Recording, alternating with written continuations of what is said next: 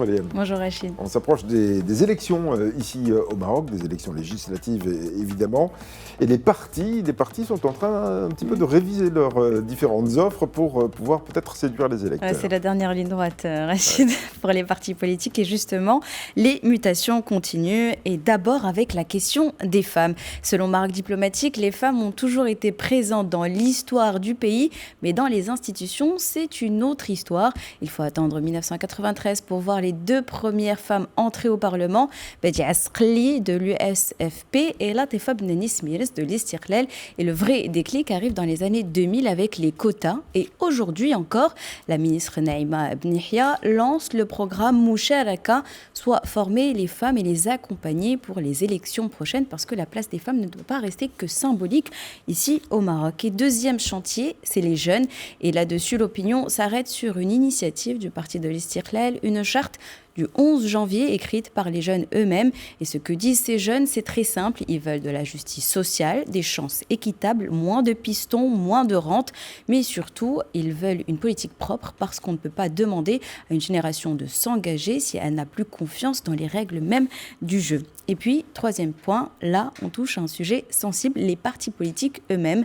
Selon Express, de nouveaux partis apparaissent encore alors que les législatives sont dans quelques mois à peine. Dernier parti en date, le At-Tadamoun Shabi, soit la solidarité populaire. Et là, il y a un mot qui revient. Ce mot, c'est l'électoralisme. Alors concrètement, c'est quoi l'électoralisme? C'est quand on crée un parti juste pour les élections, sans vrai projet, sans travail de fond, que pour décrocher des sièges. Des chercheurs interrogés par Express le disent clairement. Un parti, ce n'est pas seulement pour voter tous les 5 ans, c'est censé encadrer les citoyens, expliquer, débattre, proposer tout le temps, pas uniquement en période électorale. Et pendant que certains créent de nouveaux partis, d'autres vivent quelques turbulences. Après l'annonce d'Aziz Arnouch de ne pas se présenter à la tête du RNI pour un futur mandat, H24 Info nous précise que Moulay Hafid Al-Alami ferme aussi définitivement le retour à un retour politique, la porte à un retour politique. Il ne prendra donc pas la tête du parti malgré les rumeurs. Résultat, le parti doit maintenant trouver une nouvelle direction, et cela à un moment clé, car comme on le disait, c'est la dernière ligne droite pour consolider la crédibilité et surtout la confiance des citoyens envers les partis.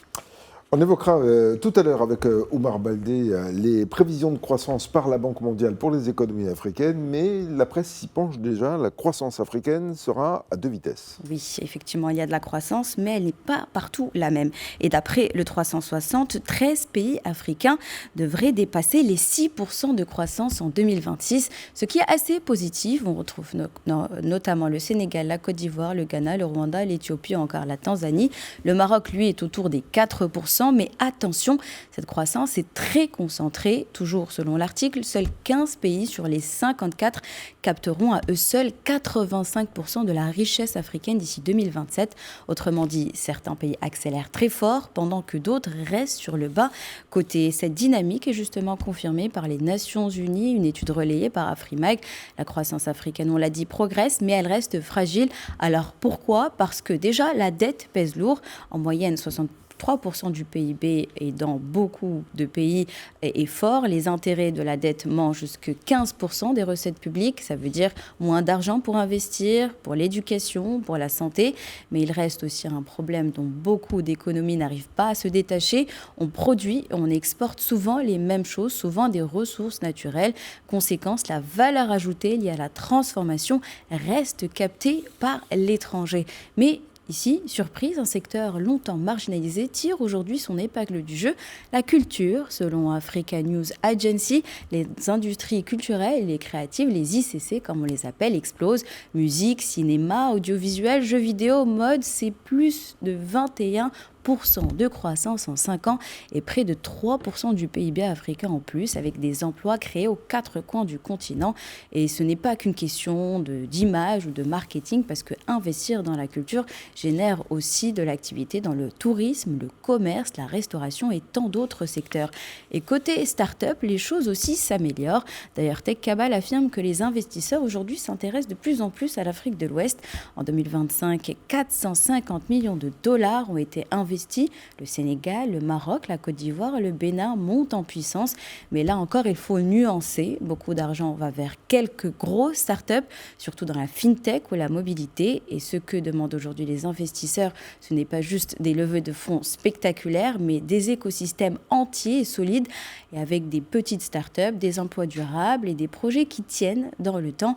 Alors, est-ce que l'économie africaine va bien? Oui, elle va bien, mais elle se transforme surtout parce qu'elle mise sur sa créativité, sa jeunesse et sur l'innovation, même si les industries traditionnelles restent prédominantes. Et c'est leur transformation qui est au cœur du défi des années à venir.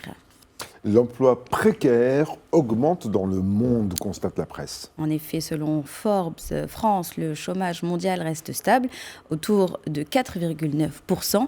Mais ça, c'est sur le papier. Mais en réalité, le travail décent recule. Et c'est l'alerte lancée par l'Organisation internationale du travail dans un rapport publié cette semaine. Aujourd'hui, près de 300 millions de personnes travaillent tout en vivant avec moins de $3 de revenus par jour. Et surtout, l'emploi informel explose avec 2,1 milliards de travailleurs, soit près de 58% de l'emploi mondial, c'est-à-dire sans protection sociale, sans sécurité et surtout sans droit. Et Afrimag le confirme, on a des emplois, oui, mais des emplois mal payés, précaires, instables, on l'a dit. Et ce sont les pays à faible revenu qui payent le prix le plus lourd.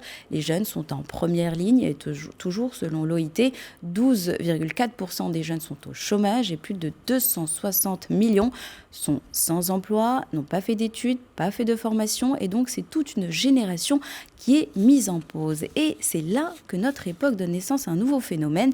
Les jeunes diplômés aussi sont tout autant exposés à ce risque. Le diplôme ne protège plus comme avant. Un exemple très concret raconté par Média 24. Au Népal, des milliers de jeunes font la queue pendant des jours pour devenir policiers temporaires à l'occasion des prochaines élections. 40 jours de travail, $280 de salaire, pas par vocation, mais parce qu'il n'y a pas vraiment d'autres options. Et puis, il y a Courrier International qui observe un phénomène inattendu. Aux États-Unis, une partie de la nouvelle génération abandonne carrément l'université pour se tourner vers les métiers manuels.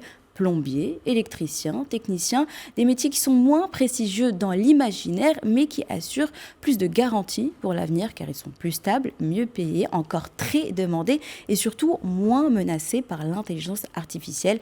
Et c'est là tout le paradoxe de notre époque. Il y a de la croissance, de plus en plus de diplômés, de l'innovation, et pourtant la précarité trouve toujours un chemin dans un monde que l'on pensait devenir idéal. Ouais. Nous sommes aujourd'hui vendredi, c'est déjà une bonne nouvelle. Oui, très content. J'ai presque envie de vous demander quel autre vendredi avez-vous retenu dans votre histoire, mais c'est pas ça. Nous sommes surtout le 16 janvier 2026. Quel autre 16 janvier avez-vous retenu dans l'histoire? Bon, ce 16 janvier, je ne sais pas si c'était un vendredi, mais c'était quand même une bonne nouvelle dans l'histoire mondiale, donc c'est gagnant quand même. Et donc, je vous emmène au 16 janvier 2006 à Monrovia, où une femme prête serment, son nom Ellen Johnson Sirleaf. Ce jour-là, l'Afrique élit sa première femme présidente. Le Libéria sort de la guerre, le pays est à terre, et pourtant, c'est une économiste, une exilée, une survivante politique qui hérite d'un État à reconstruire et d'un peuple à réconcilier. On l'appelle Ma Hélène. Elle annule la dette, restaure la confiance, ouvre les portes du pouvoir aux femmes.